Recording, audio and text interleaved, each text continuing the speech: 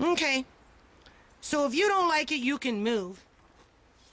If you don't like all this morning glory and all these weeds, right?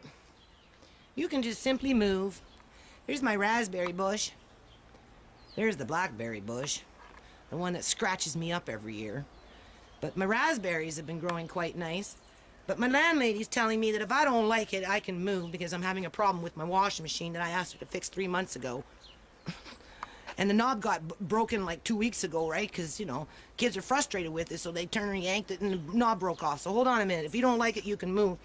Now she's trying to tell me that after I move, you know, she needs to come in here and clean up the yard. Well, let me remind her that her yard is this. This is her yard. It's been like this ever since I moved in. Hold on a minute. That used to be what my grass looked like, but now I actually have grass. Because I come out here and I pick out these little weeds that are growing in here so that I can actually get grass in here. Right? But before that, it used to look like this. It was all morning glory and just weeds. You know, here we have a little garden patch. There's a little garden patch. But here it is again. It says weeds, all morning glory, growing. But, you know, what I do is not good enough, right? Hold on. Another compost box for weeds. See? It's all weeds. It's not grass. There's no such thing as grass in this yard. It's dead dirt and just weeds. Hold on. Weeds. That's all it is. No such thing as grass. Weeds. It's all weeds. You tell me where there's grass in there. That's weeds. I was in here at 1 o'clock in the morning pulling out the big ones that grew. Oh, she doesn't like this though. She would prefer to have it full of sand. Right? Just the good old sand. That's all I did was cover up sand, remember? Last year, just sand. Weeds. You can't grow grass in sand. I'm always pulling out weeds. The holes in here, this is sand. This is sand. What are you supposed to do with sand? Tell me.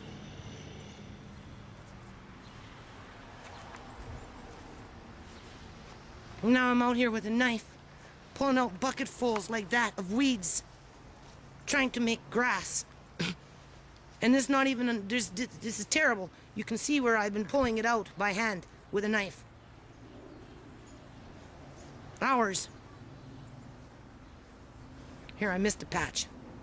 Look at this. That's what I'm dealing with.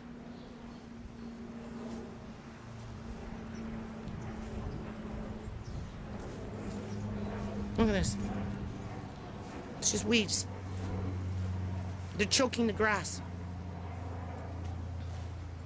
There is no such thing as grass. Trying to grow grass. Let's go back here. Look at this. Look at this. Morning glory. Morning glory and weeds. Just morning glory. Morning glory. Weeds. Weeds. Morning glory. Morning glory. Morning glory and weeds. Nobody's helping me to get that off the roof. There's my little greenhouse that doesn't mean anything. Look at this. Weeds. All weeds. All morning glory. That's it. That's all it is. And she expects me to come out here and do this by myself year after year after year after year. And then says if I don't like it, I can move when I ask her to fix the washing machine. Weeds. Weeds. You know how many times I've cleaned this out? Like 5 times already. Look at this. This one's not so bad there. Hold on. I'm supposed to fix this too. I don't know. It keeps falling down. My son stapled it up, but it's just ripping down and it's just falling on everything. You know, just making, look this. I'm supposed to clean this up, right? This is my responsibility. Right, Mrs. Gill? Right? have this shit blown into my house, right? This is my fault too, right? If I don't like it, I can move. Is that what you're telling me? It's all over. I gotta clean the stuff up. I've been waiting for 3 months to have my washing machine fixed, but she had to go on holidays, go see family or something. She has a farm somewhere, different country. There's the button. It's broken. But you know what? It's a button. You take the button and you change the button. It's just a plastic button. That has nothing to do with the actual machine not working. And this just got broken 2 weeks ago because my kids have been so freaking frustrated. They yanked it and it came off. Now she's using this little piece as an excuse to say that we broke the washing machine. When the washing machine is old, right? Like old dryer, old stove, old fridges. I have my own fridge upstairs, my own fridge downstairs. I have a washing machine upstairs. I have my own dryer upstairs. Plus I have 2 deep freezes. When I moved into this house, there was supposed to be all the appliances supplied. I didn't ask her to buy me a new fridge when her fridge broke. I went off and bought my own fridge and brought my own other one down. And she telling me, if you don't like it, move, right? Because your kids broke the washing machine. No, I've been waiting 3 months for you to fix the washing machine, and this is just a little piece of plastic. That's all it is. It's not the actual timer itself. That's been broken for 3 months. That's only been broken for 2 weeks. You know, and it just snapped off.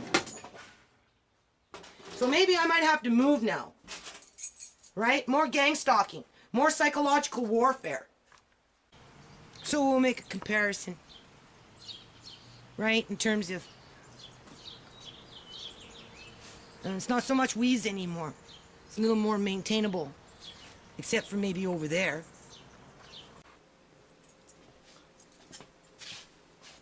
Okay, I'll keep this short.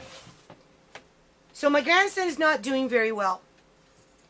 People are playing games with his life. I don't appreciate what's going on in terms of how this government and their government workers are using my family and my grandson as science experiments, psychological warfare, and treating us like criminals even though we haven't been convicted of crime as of yet. You know. Having to prove ourselves. For what purpose, I don't know. Other than for them to be able to say that they have the right to keep my grandson and continue to maltreat him where he is nowhere near half of what he used to be. He's a nervous wreck, burst out in tears because the foster caregiver explicitly told me within a half an hour to go take him to the washroom. You know. She does a form of diesel torture with my grandson. And she likes to use the washroom, center around his private parts, stress him out, right? So she can control him. She's elderly, she's much older. Well, she looks older than me, all right? And I'm 51, and she's frumpy. So she moves slow, right? And she's definitely broken my grandson's spirit. Because, you know, he's just... And then, you know, with the bathroom situation... I'm being, you know, supervised, right? So I'm expected to go take him to the bathroom. But he hasn't seen me now for 5.5 months. And these toilets are like huge, much bigger than a house-sized toilet. And they've got dirty rims on them. And I'm supposed to take my little grandson at the request of the foster caregiver to put him on the toilet. While some strange woman is standing there watching me. Okay, so I take him to the washroom. So you want to go to the toilet, and he's looking in, and I'm like, okay. So I pull down his pants, I pick him up by his belly, I put him on the toilet this way, not sitting this way where it's all dirty. You know, I put him on the side of the toilet, right? And he get freaked out. Well, no kidding. You know, he doesn't remember me. The only word he really remembered was boots. He doesn't remember wheels on the bus. He doesn't remember Old McDonald's. He doesn't know how to hold a pen in his hand and understand what A is for Andre and D and A and B, C, D. You know, all he does is scribble. I had to help him hold his pen, right, to hold it properly. I spelt his name like 4 times. I read it out to him. By the 4th, 5th time, he realized that was his name. Because he's disconnected with everything and he's probably medicated. Took him to the bathroom. He got all stressed out, started crying. And then the woman that's supervising me says, well, you know, put him on this way. And I'm like, well, no, it's dirty. Can't you see? It's dirty. Oh, well, just go and wipe it. No, just wipe it. Oh, okay. So I go get some tissue, I wet it, and I come and wipe it, and I'm like, oh, I don't really want to do this, but, you know, okay, you want to try it? Oh, no, he didn't want to, right? I said, okay, well, we're not going to force him. We're not going to force him to do something he's scared to do, right? The toilet was huge, with some stranger staring at us yet. And don't forget, I'm not Nana anymore. You know, first thing I said to the woman when she came, I said, oh, well, what do I call myself? I hear you call yourself Nana. Yes, I am Nana. That's my name. I said, well, where does that leave me? Well, what am I supposed to call myself? Well, I don't know. And no, I'm a Nana. It just works best for me. Like, And I said, well, whatever. And then she goes on, well, I don't want to argue about it. Okay, fine. I'm Grandma. You know, I don't want to confuse my grandson. So, she had to stress us out with the washroom, right? Because she knew it would upset him because he's had penis problems, right? That's how they control him, through fear and pain. As they're monitoring and supervising and treating me like a criminal. And before I left, I said to these people, the only thing that's missing in this place are the bars on the windows. That's it. That's it. That's the only thing that's missing. And now I got my landlady getting on my butt over a button that really doesn't affect the timer. It's just the outside external button that got broken because we've been waiting for 3 months for her to fix the washing machine. As she's telling me that she's got to clear out the yard after she kicks me out. Because if I don't like it, I can move. Because she's tired of fixing things. What did she fix? She fixed the dryer, the element. You know, she fixed her pipes every now and then that clog up that have nothing to do with me. You know, she has done nothing with the roof. Right? You've seen that plastic crap falling down all over the place with the crap falling all over my stuff. Right? And now she's telling me to move. Just like that foster caregiver is telling me to go stress out my grandson and take him to a washroom with a toilet that's not only dirty, but frightening for a small little child, as she's informing everybody in the room that he's extremely anxious and sensitive and suffers from anxiety attacks. Well, I wonder why. He's been with you for the last 5.5 months. He doesn't know his songs anymore. He doesn't know the names of his family members anymore. He's not even speaking full sentences. It's just broken words as if he was 2. And he burst out in tears just like that over a toilet, as I've got some woman telling me to put him back on.